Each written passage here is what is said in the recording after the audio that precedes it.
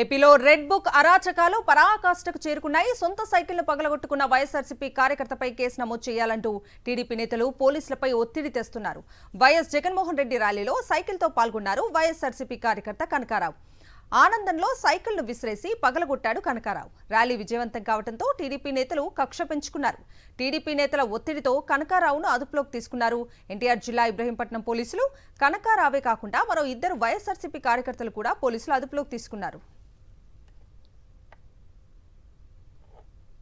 ఏపీలో red book అరాచకాలు పరాకాష్ఠకు చేరుకున్నాయి. సొంత సైకిల్ను పగలగొట్టుకున్న వైఎస్ఆర్సీపీ కార్యకర్తపై కేసు నమోదు చేయాలంటూ టీడీపీ నేతలు పోలీసులపై ఒత్తిడి తెస్తున్నారు.